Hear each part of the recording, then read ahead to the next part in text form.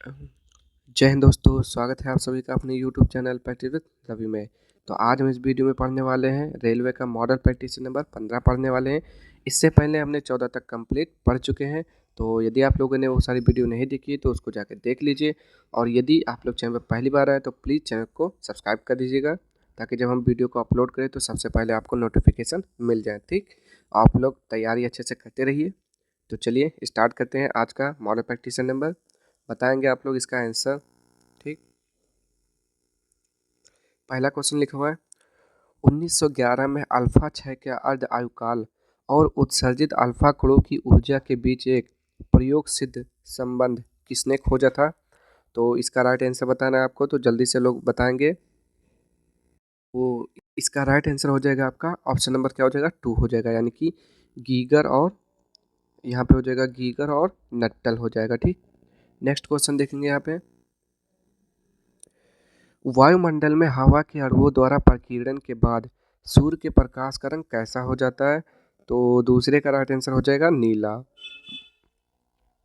आगे देखेंगे यहाँ पे, आपूर्ति पक्ष का अर्थशास्त्र किस पर अधिक जोर देता है? तो तीसरे का राइट आंसर निर्माता।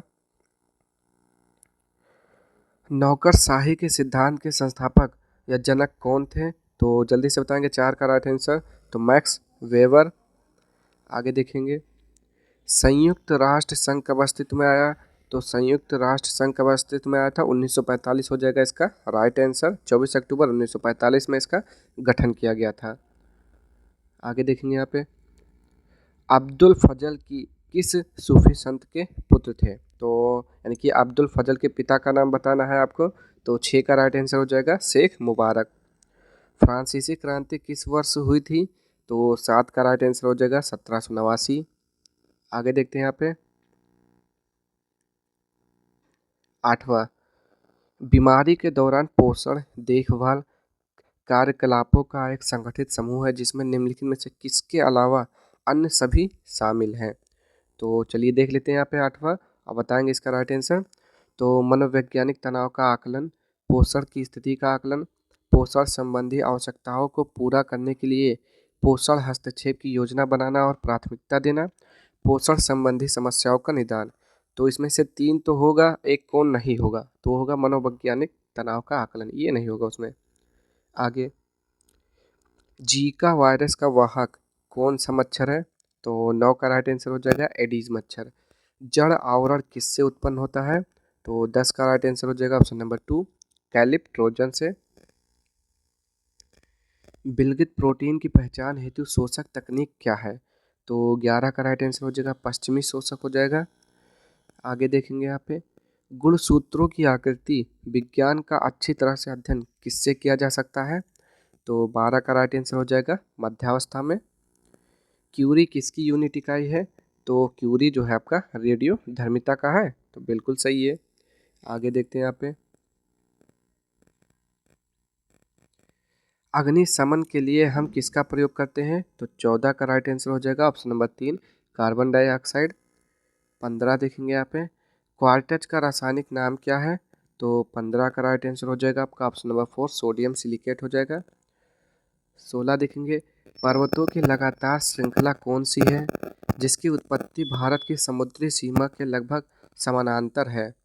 तो 16 का राइट आंसर क्या हो जाएगा यहाँ पे? तो 16 का हो जाएगा ऑप्शन नंबर 4 पश्चिमी घाट हो जाएगा। आगे देखेंगे यहाँ पे, थोरियम का सबसे बड़ा भंडार कहाँ पर है? तो आप लोग क्या बोलेंगे, यूएसए, चीन, भारत, फ्रांस? तो 17 का हो जाएगा भारत। आगे देखेंगे यहाँ पे, बलबन की उपाधि किसने धारण की थी? तो बलबन की उपाधि किसने धारण की थी, क्या बोलेंगे यहाँ पे? 18 का राइट आंसर हो जाएगा आपका उलुग खान ने। निम्नलिखित में से ब्लेड रनर के नाम से कौन जाना जाता है?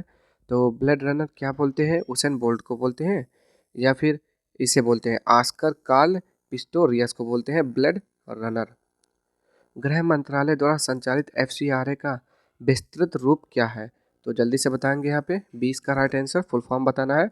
तो फॉरेन कंट्रीब्यूशन रेगुलेशन एक्ट हो जाएगा। ठीक, आगे देखेंगे अब यहाँ पे, इनमें से कौन सी एक मौलिक इकाई नहीं है? Metre, kilogram, cubic metre, kelvin? तो किलोग्राम क्या है, मौलिक इकाई है, ग्राम होता है। देख लेते हैं यहाँ पे, 21 का हो जाएगा आपका क्यूबिक मीटर हो जाएगा, ये मौलिक इकाई नहीं है। 22, कौन सा बायोमास ऊर्जा का उदाहरण नहीं है, तो हो जाएगा परमाणु ऊर्जा हो जाएगा। आगे देखेंगे यहाँ पे 23, निम्नलिखित में से कौन सा किसानों के लिए कल्याणकारी योजना नहीं है, तो यहाँ पे 23 का बताना है किसानों के लिए कल्याणकारी योजना नहीं है, तो कर्मचारी रेफरल योजना। आगे, राजनीति से धर्म कभी अलग नहीं हो सकता, यह शब्द किसने कहा है, तो 24 का हो जाएगा महात्मा गांधी जी ने कहा है। आगे, शिक्षा का अधिकार अधिनियम भारत में कब लागू हुआ, तो क्या बोलेंगे यहाँ पे 2004 या फिर 2009। 25 का राइट आंसर बोलना है आपको, तो ये हो जाएगा 2009। तीन ओर से सागरों से घिरे हुए भूभाग को कहा जाता है, तो क्या बोलते हैं, द्वीप बोलते हैं उसे या फिर प्रायद्वीप बोलते हैं। 26 का राइट आंसर क्या हो जाएगा, प्रायद्वीप। आगे क्या लिखा हुआ है, IIFA का पूरा अर्थ क्या होता है, तो IIF का पूरा रूप बताना है आपको, तो बता देंगे, इंटरनेशनल इंडियन फिल्म एकेडमी हो जाएगा। ठीक, इसका अवार्ड मिलता है जिसे बोलते हैं आईफा। ठीक, आगे, लोकतंत्र का सबसे बुनियादी परिणाम क्या है, तो 28 का हो जाएगा नागरिकों के प्रति जवाबदेही। आगे देखेंगे यहाँ पे, इंडिया वीनस फ्रीडम किसकी आत्मकथा है, तो बताएंगे यहाँ पे India Venus freedom Abul Kalam Azad ji का है। 29 का बोलेंगे तो बिल्कुल सही है, अबुल कलाम आज़ाद जी का है। लोकसभा में उचित प्रतिनिधित्व के लिए राष्ट्रपति द्वारा 2 सदस्यों को नामित किया जाता है, निम्न में से किस समुदाय के सदस्य के रूप में है, तो क्या बोलते हो, एंग्लो इंडियन होते हैं। 30 का राइट आंसर बोलना है आपको यहाँ पे, तो बिल्कुल सही, एंग्लो इंडियन के 2 सदस्य होते हैं। ठीक, भारतीय अर्थव्यवस्था में परिवहन का मुख्य साधन क्या है, तो परिवहन का मुख्य साधन तो क्या बोलेंगे आप, जल मार्ग है या फिर क्या बोलेंगे, देखते हैं 31 का राइट आंसर, तो रोडवेज है। ठीक, रोडवेज।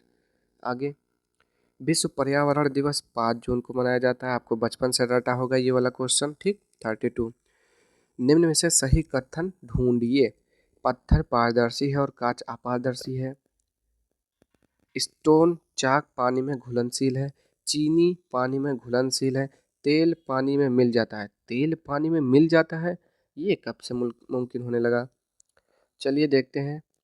चीनी, क्या लिखा है, सही कथन ढूंढना है। ठीक, सॉरी, हमें गलत नहीं बताना है, सही ढूंढना है। तो चीनी पानी में घुलनशील है, ये क्या है, सही है। तेल पानी में मिल जाता है, ये भी गलत है। पत्थर पारदर्शी है, क्या पत्थर के आर पार देखा जा सकता है, नहीं देखा जा सकता है। आगे,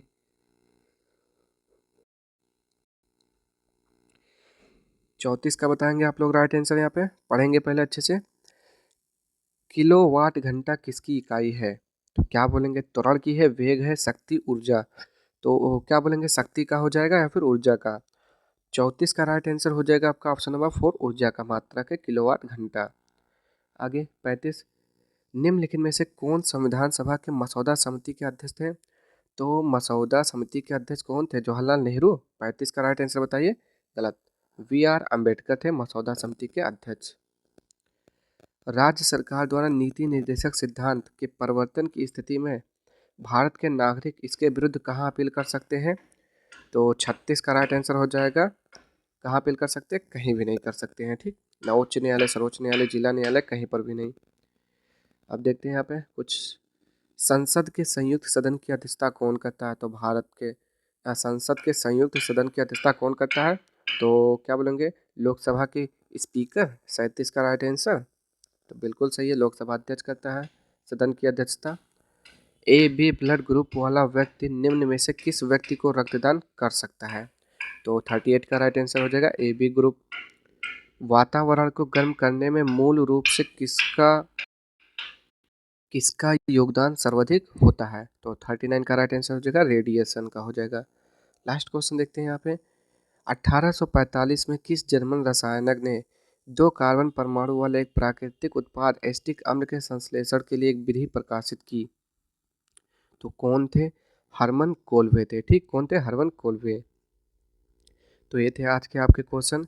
अगर आपको वीडियो पसंद आए तो प्लीज़ चैनल को लाइक शेयर सब्सक्राइब कर दीजिएगा। अब हम मिलते हैं नेक्स्ट वीडियो में इसके अगले प्रैक्टिस सेट के साथ।